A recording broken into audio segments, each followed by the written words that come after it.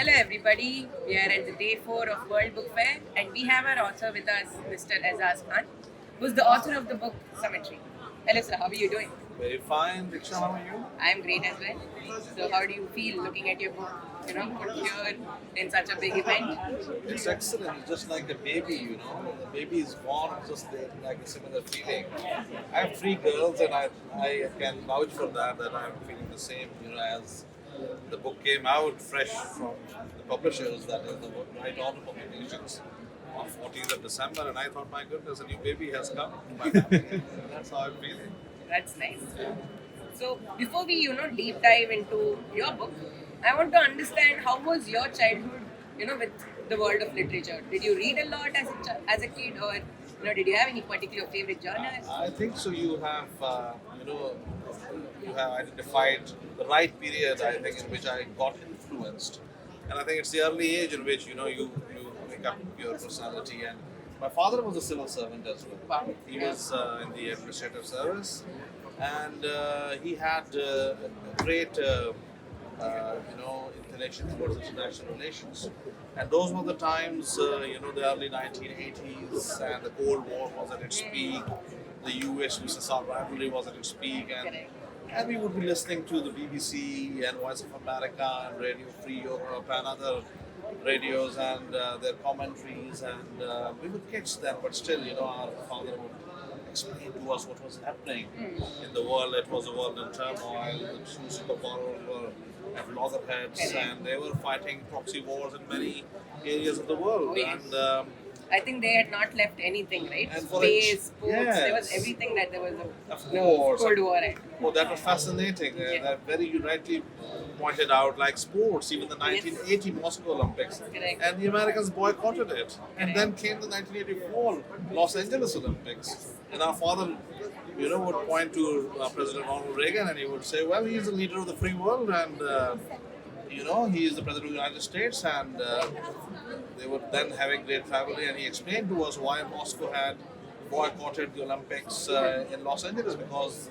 the Western world had not gone to the Moscow Olympics in Correct. 1980. So yes, they were at Loggerheads. at loggerheads. They were fighting, in each and every, may it be the space race, or may it be the armament race, or may it be political successes at the international, at the international relations, at the World Forums and United Nations and other fora.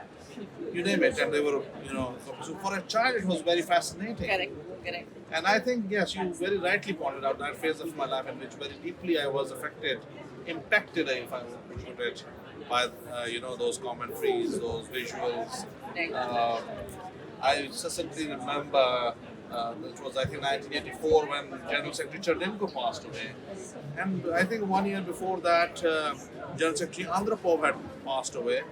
And I think a year back, General Secretary Brezhnev had passed away. And I would think in my mind, maybe it is a tradition to just die after 1 year, in Soviet Union. So it was very interesting to me at that time. So I was making up my, initial thoughts about it. And as a child, this is how I looked at the world, of being, a divide between, two worlds, the Soviet and the US level. Correct. So you've been very closely related to the world of diplomacy, if I see. How has it been? I mean, I'm someone who's very, very interested in this Yes, field. yes, And I'm sure a lot of people of late have been finding that interest in international relations and diplomacy. Yeah. How has it been for you, working closely with Yeah, so as I said, I had this, my father had a big library having the Time magazines and international relation books, and so those were not the days of Google and Facebook and WhatsApp. Correct. So in the long, hot summer vacations, we would go to our father's library and take out an edition of Time magazine, and we'll see, well, voila, there you see Che Guevara, captured in the Bolivian jungle, or the assassination of John F. Kennedy, and the SALT I, SALT II treaties. And so I would flip through the pages, and I was really, as a child, I was enthralled by all the magic being woven by all those incidents. And I said, well, my goodness, this is all fascinating stuff. So yes, and then I had, this in my back of mind, once my father would ask me, you would join the civil service, which service would you like? Would you like to be an officer like me, administrative service, or you would like to join any other, and I would say foreign service. So that I think, yes, it finally, that dream was realized. And I joined the service in 2005. And after that, I went for my diplomatic course in Netherlands Institute of International Relations. I had basically, before joining service, I had done Bachelor of Science in Physics and Computer Science. And then after joining service, I went for my diplomatic studies in Netherlands, then France, Vichy. I studied my French language there. And then for further studies, I went to the Fletcher School of Law and Diplomacy and the Kennedy School of Government at Howard. And later on at the Yale School of Management at Yale University. That was in the pandemics. It was online 4 months of studies, but nonetheless, those were the times. So I got my initiations in diplomacy from Netherlands and then all the institutions that I have just pointed out. And my first posting was to Hanoi, Vietnam. And those were some wonderful 6 years. 6 years, well, by the way, I spent there. And then I went to Netherlands. And Netherlands, I was around 4.5 years. And then I came here to New Delhi. And so almost 2 years I have been here. And so the journey continues. So, I mean, as much as I see, you are a very, very busy person. How did you actually find the time to write? Very pertinent question. So I was studying at the Fletcher School of Law and Diplomacy. You have to write a thesis on something. Correct. And I thought, what better than my childhood impressions? Yes, Which I have. So my heart was there, in the right place, I think. I thought it is better to write on something you are passionate about. Correct. It's not, so if work and play are combined, it's a great journey. You're no longer working, so I was playing all along. And so I was researching. It's very important to have your job as something you're interested in. And I was researching through so the Fletcher School has a great library there. And I would go there, and there is a digital library also, but there is a physical library. You go through the catalogs, and I found out fascinating stuff about the Politburo manuscripts, the transcripts about their conversation going on between Brezhnev and the Politburo, and how during the Summitry, Kissinger and Ford during Vladivostok are having their conversations. All were documented in Soviet documentations, and so I got it translated, and they were a great source of information for me.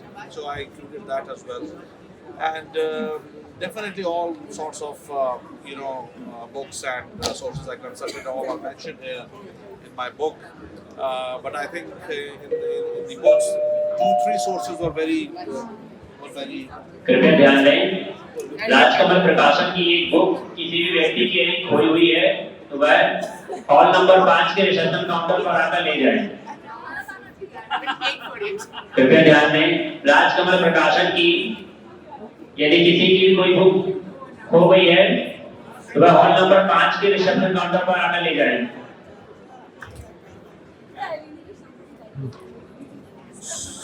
So. Yes. So 2 books were very phenomenal in the making of this. One was Alexei Dobrynin, USSR's ambassador to 6 US administration. That was a very helpful book. And then there's another book written by Pavel Plaschenko, who was the interpreter to many Soviet general secretaries, including Mikhail Gorbachev, and whose book also played a very pivotal role in the formation of this book. And I have also covered this book through the philosophical prism and the psychological perspective, and what is the personal chemistry between 2 men, how does it play out, and how that plays a key role in the resolution of disputes. So this is not only a book as which is more, mostly focusing on the summitries. Yes, that is there. Correct. But then as a student of international relations, you have this understanding that, well, after all, there are 2 human beings who are interacting with each other. It's not just for the other people in the world, they are presidents and general secretaries. But at the end of the day, they are human. And if you reach them at the human level, maybe there are a lot of you can always find a space where those two human beings, once they connect with each other, we can come to the resolution of a myriad of problems you can resolve. So that is the main thrust of the book. Correct. Before we go a little more deeper into the book, I want you to unwrap this. It's considered good luck in the world of literature. Okay, great. So this is the book, Yeah. and definitely I'll just unwrap it. I hope there's no certain rules for unwrapping. No, I'll just nothing. tear Nothing apart. like you can tear it apart. Okay, and this is beautiful. This is beautiful. As I said, it's just like a baby, Yes. It's a beautiful addition to my family. And all beautiful. Thank you so much. Thank you so much. Thank you so much. It is. I think the cover is very nice. It's very simple, It is. to the point. Yes. The fonts used are brilliant. Yeah. And now coming to the title, Yes. Summitry. Yes. What was on your mind when you decided that this is the title you want? And did you ever have any other title in your mind? No, I never had any title in my mind. Nice. Because I was very clear in my thoughts. It had to be catchy, first of all. People who don't know about Summitry, there is a subheading Correct. beneath it that is US uses our summits during the Cold War. and maintaining. And maintaining détente. Détente is a French word which means release of Correct. tension, Correct.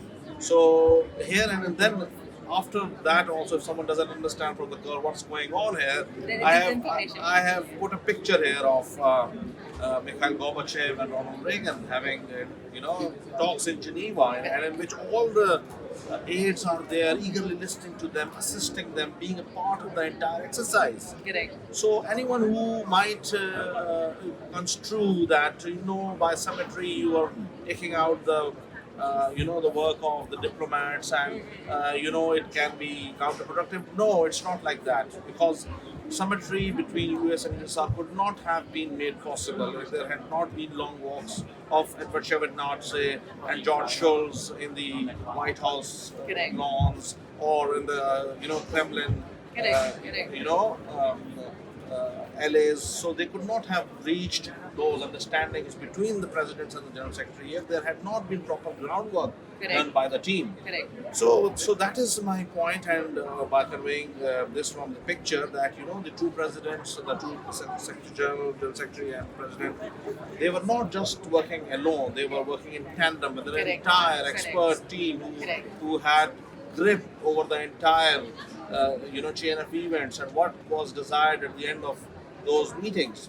So all the treaties which were later on signed, like the Strategic Arms Limitation Treaty 1, Strategic Arms Limitation Treaty 2, or the Strategic Arms Reduction Treaty, START, SALT 1, SALT 2, and then later on the INF Treaty, all those had the footprint of all the managers Correct. of diplomacy, that is the State Department. And as I said, the foreign ministers were very actively involved in those discussions. Correct. And then Correct. finally, even if they had met at Vladivostok or Reykjavik or Geneva or Moscow or Washington or Vienna, anywhere they had been meeting, they had all the work already done by the professional diplomats. Correct. And that is why most of these meetings were successful, and that is why for such a long time both the countries managed to achieve their détente, and the hot conflict did not translate Yes. into Yes. hot Oh, conflict. yeah, yeah. It died with a I mean, I actually temper. have a controversial opinion that I feel the two world wars could have been Yes, avoided if there was sufficient support. very right, very Correct. right. It's like, so it died with a whimper and not with a bang. Correct. So I think a lot of credit goes to those leaders, and especially to, I think, Gorbachev also. Yes. Has to be given a lot of credit, Credit, yeah, because yeah. Once President Ronald Reagan said in Berlin, Mr. Gorbachev, tear down this wall, I think it was an iconic statement. And after that, the Berlin Wall did come down. And I think those were the steps, the decisions taken by Gorbachev that allowed the opening up the glasnost and perestroika and other steps, which allowed the opening up in Soviet Union, which at that moment, because we lived through those times, could not imagine that Soviet Union would be doing and taking Correct. it. Correct. So that leap of faith also, as I've discussed in my book, is very important Correct. to have in any leader if he or she is trying to have a rapprochement. Like Margaret Thatcher, the Iron Lady, once the other leaders were there, and she would always say to the president she could not deal with those, general secretaries, the leaders of Soviet Union, because they were very stubborn. कृपया And ध्यान दें, एक व्यक्ति का bag खोया हुआ है जिसमें कि एकलव्य की बुक्स रखी हुई है। H3 स्टॉल नंबर I3 से बैग खोया हुआ है। जिस भी व्यक्ति को मिलता है वह हॉल 5 के रिसेप्शन काउंटर तक पहुंचाने की कृपा करें। धन्यवाद। where was I? Yeah. Talk about Margaret. Oh yes, yeah. So finally, once Gorbachev came to power, she stated that finally there is a man in Kremlin with whom she could do business Correct. with. Correct. So I think that is very important. People don't understand is that that person, what are the person qualities of a man? They're very important in the field of diplomacy. And yes, other things do play a part, but I think. And I've discussed the disadvantages of Summitry as well. It's not that I've just given one side of the story. I've studied the first chapter, the essence of Summitry. I've discussed what are the advantages and what are the disadvantages. Yes, yes. And in one of the disadvantages is that if the two people cannot come together, they don't see eye to eye in the very first meeting, if they don't hit it off, Correct. well, it's as they say in Russian, it's kaput. So they cannot, the two countries cannot move forward. But the chances of going it wrong are slim. Yeah. Are slim. If they've accepted, Even if one side is doing an honest effort. And so I remember I was studying at the Fletcher School, and Professor Nicholas Barnes was giving a lecture, and I was there as a student definitely. And I asked a question from Professor Nicholas Barnes. He had remained under Secretary of State, and I asked him that why doesn't the Americans go and try to talk that was 2015 to the Russians, and why there is a lot of gap in the how the two countries are now seeing, and I termed it as Cold War 2.0. I was generating, and it's time that the Americans reach out to the Russians. And Professor Buns replied to me that at that time it was Gorbachev in Kremlin, and we could talk to him. Correct. And now there's Putin, and so I replied at that time that Professor Buns, I believe that if you have one more Reagan in the White House, there will be many Gorbachevs which could be produced at the other side. So it takes, that leap of faith, that charisma, that belief. Even Ronald Reagan, once he had done Soviet Union the evil empire, and once he, after 8-9 years of negotiations, in 1989 he visits Moscow, and there once he's having a round in the main boulevard in front of the Kremlin, and the journalists come in and ask him, Mr. President, do you still think Soviet Union is an evil empire? And he said, no, that is not the case. That was a different time, a different era, and I don't think that Soviet Union is an evil empire. So you see that transformation also happens. It is not written, etched in stone, that you say that if a leader has certain views, they cannot be transformed. And Ronald Reagan was a very hawkish leader. He was a Republican, and throughout he was part of the film industry, and he had been, during the McCarthyism wave. You remember in early 50s, there was a lot of witch hunting of alleged communists, and in that time also as part of the the Writers and Actors Guild, Ronald Reagan was president of that, and he had to testify against many actors at that time. So he was a very staunch Republican, and he was anti-communist, he was perceived to be. But then we saw his transformation. The Cold War almost ended on his watch. Yes, it finally ended on George Bush Senior's watch, but all the those steps had been taken, and those Reagan had taken steps which facilitated that transformation in Gorbachev and the thinking pattern of how the Soviets were thinking.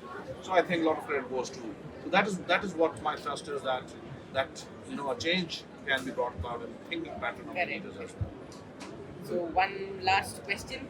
What do you want to tell the readers of your book? I think the readers should buy this book first of all, not from a monetary point of view, but I think I'm very passionate about Summitry, and I think people should talk with each other. And the Summitry is one aspect of diplomacy which has not been researched too well. Correct. There are not many books on it, and so here is my pitch that those who are interested in seeing peace in the world, and those who think that they can learn from the US-USSR summits and how a Cold War was not transformed into a hot conflict. I think there is a lot to learn from this, and from the psychological and philosophical point of view. I've also discussed the subject, so I think it would be a good roller coaster ride for Correct. anyone who is going to read it. And it's not a very big book; it's 100 pages, Correct. and Printed very crisp. and it's very crisp. So you can read it in 2-3 sittings, or even if it's at your bedside, you can just read it in 1 week or so. And I think you will be at the end of the day, once you have read it, you will feel a little more informed, a little happier that things can be finally come to a good A ray end. of positivity. And there is always a mechanism through which disputes can be solved. and problems Yeah. can be solved. Correct. So that is my pitch. Congratulations once again, sir. Thank you so Very much. glad to meet you. Thank you, Sid.